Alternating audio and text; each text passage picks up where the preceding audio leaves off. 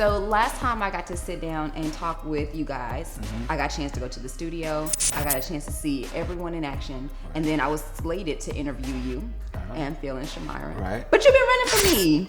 No, I haven't been running. I've been making music. Okay. I've been recording, yeah. Okay, Yeah. that's fine. I can take that. But now that I've got you to sit down with me, finally, I want to go ahead and just jump into asking you some questions. So I've been an admirer since I got a chance to see you guys at the studio and hear the last song. Right. So I've been following you. I've been listening to your music, Right. and so I'm just really curious. And I've been wanting to ask you like how this journey began for you. Well, I've been around music all my life. My mother was a musician. She played the organ and the piano in church, so I'm a church boy. Okay. So I've been listening to chords probably before I even entered into the world. She played the organ and piano, like I said, and then I started playing drums at 5. Okay. And then from then to my late 20s, telling my age, I started to produce music. Okay. And never looked back since then. Okay. Yeah, music is definitely a passion for me. Okay. So, but what made you decide to do the producing? What made you shift to want to do that and focus on that? I stopped playing the drums for a little while, and I needed something to scratch that itch. Okay. I got bored. I went and picked up a keyboard, Motif 6, and started making tracks. When I was making those tracks, I would let my wife listen to them, and she would be like, "You didn't make that," and I was like, "Yeah, I made that." But that let me know, okay, I have something because I was already there at a certain level. So I never looked back then, and it took off from there. Yeah, I think it's great because sometimes people see things in us that we don't see. So Exactly. it took that and her telling you like, what, are you crazy? Right, Like right. that's a bomb. You Right. need to do something with Right, that. exactly, Yeah, and so that was exactly. great that you had that motivation from her. So it sounds like to me, music has been your thing and it always has been your thing. Like, did you ever explore any other career options or like, are you like, no, like this is where my focus is? Yeah, music is definitely where my focus is. I did try different lanes in the music. I tried the rap side of it, and that didn't work out too well. So I stuck with the writing and producing. But yeah, that's the lane where I'm comfortable at. That's I won't say comfort zone, but that's where I shine the most. Okay. Yeah. And so this album is an R&B album. Correct. All I need. Okay. Yeah. And so- love over everything. I'm sorry. Love over everything. So have you always done R&B? Is that your niche in music? Hip hop was where I was basically. That's where I soared at. The R&B came in because I produced both.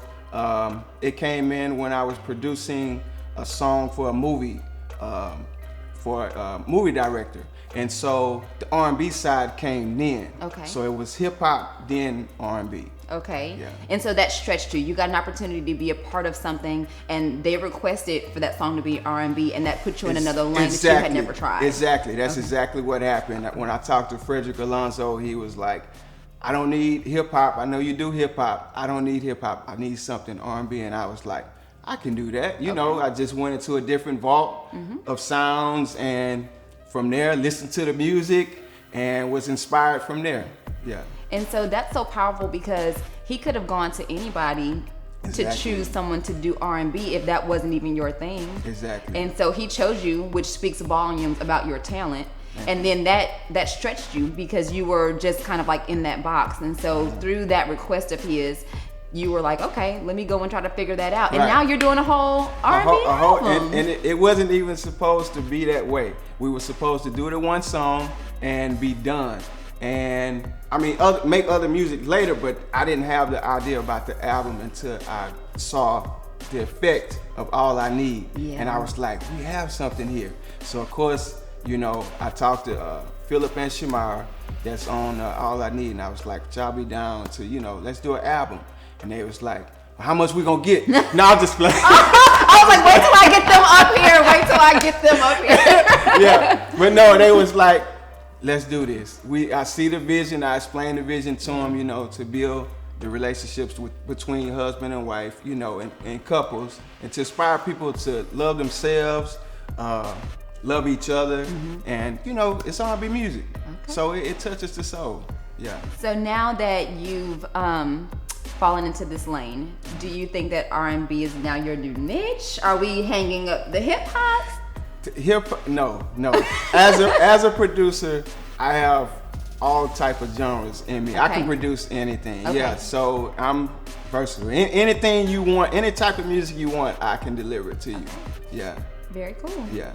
Okay, so when you did, All I Need Is Love is the song that you did for the movie. That's the single, yes. Okay, and then that inspired the album. Exactly. Okay, very cool. So here we are talking about you've done a track for a movie, and that has rolled over into you producing a whole album. Right. But it doesn't just go from I don't know how to do anything to I have this whole album. Like, tell me about the process. What were some of the obstacles? Because I know it wasn't necessarily easy getting there. At least I would assume it wasn't. Well, the producing part, the creative part is easy. The marketing and promotion, the promotion is a whole different animal. Okay. When you're in the studio and you're vibing and working with Phil and Shamira, it was great. We were in heaven. I mean, we worked, the chemistry is there all around, from the vocals to us getting along. The chemistry is there, but when you start to promote and put the music out there, sometimes things that are new are not, it's not easily accepted. So when you have something new, sometimes it's hard to get it out there. That's the obstacle, because this is my first whole project, you know, getting it put out. So the obstacle is finding the right people, the right plug, and all of that to try to get it out, you know, to the world. Right. So as I'm walking, I'm learning new things, and I'm saying, okay, let's do this, let's do that. Yeah. This is working, this is not working. Right. So, there are plenty of obstacles, but I love what I do, so. Yeah. I'm going to continue to push. Absolutely. Yeah. Okay, so I want to make sure that I'm getting this correct. You produced All I Need Is Love. Did you also write it? I did. Okay. And so what was the inspiration? Did they give you that direction from the movie? Like, was it like, this is the sort of song I need, and is that what inspired that for you? Yes, he told me to write, the title of the movie is Keep On Loving. Okay. So it's about a couple going through situations, but the love is, you know, it's love over everything. And so, yes, so I was inspired by that, but being married for almost 20 years now to my high school sweetheart. Oh! Yeah, so I've learned that through marriage, that's what is going to carry you. You have to accept the person, their flaws, their shortcomings, as well as, you know, you want them to accept yours. Absolutely. So that's what the song is about. It's also, as Shamira, you know, wonderfully sung the song, you realize that she has a self confidence about herself, and she's looking at it like, okay, look, this is me, this is who I am, I need you to accept me. And the man is saying, okay, I'm a man up, I got you. Yeah. You know? Absolutely. Yeah, I mean, with flaws and all, I got you. Yeah, absolutely. Yeah. And I love that song, which we talked about in the last Thank interview. you. So, oh my God, I love it. When I say I had that on repeat for so long, like, I was like, oh, this is my jam right here. Thank you. This is my jam. Thank you. So when you wrote All I Need Is Love, did you write that with Phil and Shamira in mind, or did you like write the song and then you found them and said, oh, y'all are who I need for this? I wrote the song, and then I found them. Okay. I believe, if I'm not mistaken, that's how it happened. It was a while, so. Okay. Yeah. Okay, that's no problem. So tell me a little bit more about your brand, Treboey Music, that brand, that movement. Like, what is that about? What do you stand for? What is it that you're trying to achieve? Inspiration, love, and soul. It's everything. I want to inspire people to, like I said before, love God first, love yourself, and then you can love others. But to inspire people to be all that they were called to be. So All-Star Team is a song that I wrote, you know, about couples being all that they were called to be as a team.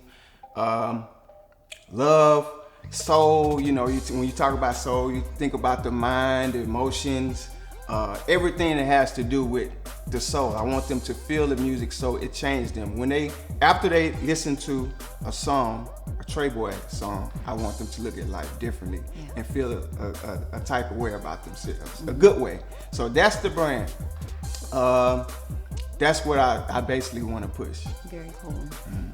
So I feel real exclusive because you sent me some of the You tracks, got the right? you got the whole album before anybody else listened to the whole album. Yes, you were the first. So I have the inside scoop. And so as I'm listening to the songs, and I'm a music head, I love music, but a lot of times when you listen to albums, they kind of have the same premise. This album is talking about this one thing. It might all be talking about sex, or it might all be talking about love, or it might all be talking, it just all. But as I listen to the songs that you sent me, we have All I Need Is Love, we have Me Time, we have You Are Enough. Oh, wow. We have, Tonight, we have all these different songs, and I feel like I was listening to something different in every song. Like, what inspired you to do that? I think that's just the way it flowed. The tracks actually speak to me. So when I listen to a track or I create something, the track is saying, I need these lyrics. So it's weird, it's kind of hard to explain, but when I make a track, that's the way, and that's the way the track, communicates to me, and it just flows that way. So did you have like a different demographic of people in mind? Because I felt like as I listened to each song, I'm thinking, oh, this one right here is for people in love. Oh, this one right here is for the power couple. Oh, this one right here is for that working mom, who's busy. So like, did you have a different demographic in mind? You said, you know what, I'm going to make this song to empower women, or I'm going to make this song to represent love and couples. Yes. I did. I had that in mind when I was writing the song once it came to me. Yeah. Everything else just flowed. But yeah, I wanted to hit all the the different aspects and the different angles to be able to communicate through the album. This is for everybody. Okay. Yeah. Very cool. And so as I listen to all the songs, I just continue to be so in awe with the talent of Philip and Shamara. They are phenomenal. This is, and them together they're amazing. Right. They're amazing. Right. Yeah, the chemistry is definitely there. Right. Between them two and the vocals. Like I say, when I heard All I Need, it was definitely like, I can't believe this is sounding like this. It was great. It was great. So let's talk about their collaboration for a moment, because you're right, they do, like, they gel well together. There's a chemistry there. It just works. Like, in the simplest terms, it just works. Right? And so how did you get that? Did you find one of them first and then found the other one? Or like, at what moment did you say, I need you guys to be the ones to do this album for me? Okay, so Philip, of course, we go to the same church, the Lighthouse. Shout out Pastor Keon, what's up? So I met Philip at the church. He was singing praise and worship. I didn't know him. I listened to him sing when he was singing praise and worship. And while he was singing praise and worship, I was thinking, this dude would kill an R&B song. He would burn an R&B song. I was forgive me, Lord, but that's still where my mind is. Exactly. And so after one of the services, I went up to him and I was like, hey man, I love your vocals. I have this project. Would you mind, And he was like, okay, Philip give you that look like, all right, I was like, let me see what you about. Yeah. But you have to kind of warm up. Shamara, we probably be here for an hour. I'm gonna make it short. But Shamara, the way I met Shamara is like a whole different kind of, story. But yes, I called Shamara and she came over to the house. I met her through a friend from Atlanta. And so she came over to the house and that's how I met her. Okay. Yeah, but she I have to talk about that another time. Okay. Yeah. And so when you brought them together, like, was it just like instantly like, this is gonna work? Or like, was it that you heard Phil's voice and then said, you know what, I have someone who can match that? Or you heard Shamara? I heard Philip's voice. I knew that I could work with Philip's voice. When I called Shamara said, when I asked her, I was like, you have any material? She said, not yet. I sung around, but I don't have any material. She said, but on my Facebook page, you can go down and, check it out. I was like, okay, cool. So I go to her Facebook page and I'm scrolling. And Facebook is like, great. You see someone's whole life, everything they've been through. And then I noticed she had a bout with cancer. And then I'm scrolling, she beat cancer. I'm like, this girl has a story. Amazing story. Right. And then I'm scrolling and I see the whole family singing at the table. And I'm like, okay, I feel a little bit comfortable because I haven't heard her sing yet. And after then, I see her singing a solo and I hear the range, but I'm still like, is this going to work? She comes to the house. And she, she sticks her hand out, and I'm like, no, give me a hug, cause I'm a hugger. Yeah. I'm affectionate like that. I was like, give me a hug. She came in, and the vibe was just there. She goes in the studio, and I'm like, okay, you ready? How you doing? I'm talking to her, trying to make her feel comfortable, and I can hear, I know I'm not perfect, I can't. And I was like, yes, that's it. Yes, we got it. And she sung the song, and I was like, I cannot believe that. I mean, it worked that well. And when we were done, I was like, Philip, dude, I probably used another word. Well, we got a hit right here, man. We got a hit. I was like, here we go, man. And that's how they came together. So I didn't know. Yeah. Man, and it just magic when it happened. That's so awesome. And so we were having some conversations off camera, and we were talking about one of your songs, which I'm gonna talk more about the songs in depth when I speak with Phil and Shamira. Okay. But you mentioned and you said I kind of had to be careful how I wrote the song because I wanted to be respectful of you guys' positions in the church. And I think that's so great because you could have chosen anybody who you could have made any sort of music for, but you think so much about them and their talents that you'd rather kind of control what you're doing just to kind of support them. So I do love that. But then Shamara was like, look, you ain't gotta be doing that for me. Don't worry about that. Shamara straight up. and I love that because I love realness. Right. And I love for people to be who they are. If you don't like it, say it. If you do, let's go from there. That we can be real with one another. Right. And so now that she gave you that green light, do you think that it might make you shift a little bit? Like, do you feel like you could be a little bit more open in what you write? To be honest with you, because they are both praise leaders, praise worshipers at their church, I fear God, so I know what they're doing is a little bit more serious than what I'm asking them to do. So I'm going to be careful about the lyrics that I have them sing because that's just my my thought on it. That is so amazing of you. Yeah. Oh, I love it. I love it. Thank you. Okay, so this is my last question. I know that this probably takes so much of your time. Like, it's your full-time job. This is what you do. Right. Like, tell me about how your family is supportive of you through this process. My wife is my rock. She does support me. She's also my biggest critic. She's going to be on me and let me know, hey, this doesn't sound right. You need to do this. You need to do that. My son, he comes in the studio every once in a while. And it's like, all right, Dad, that's nice, you know. And my daughter, she really don't listen to a lot of music. But yeah, as far as my family, my mother and my sisters, they always support it.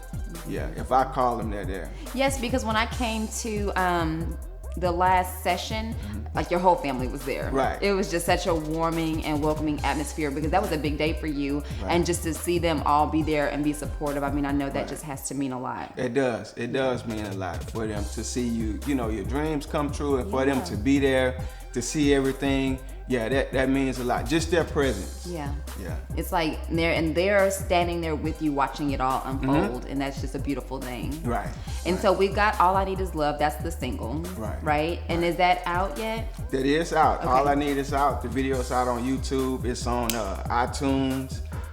When the album drops, it'll be out everywhere else. Okay, and so when will the album? The album drops February 14th, Valentine's Day 2020. Okay. So yeah, you'll be able to pick that up on my Shopify page. You'll be able to pick it up on all the social media. Awesome. Yeah, networks and that. Yeah, Very the music media networks. Very cool. Well, Trey, I have become a huge fan. I thank you so much for allowing me to even interview you and be a part of this process. It's been great. Thank you. And so, but I always want first dibs on all the music. Okay. I got you. And thank you for taking your time to be here to interview me. Of course. Yes. Oh, I'm sorry. Merry Christmas. This is a gift for you. Oh my goodness. Yeah, this is your gift. This is your gift. Ooh, okay. Let me see. You open it up now? Yeah. Go ahead. Go ahead. Oh, I get to be a part of the team. Right. Thank you. Love everything 2020. Hey, look, Treboey music. Classic. There you go. Thank you so much. I appreciate it. Thank you.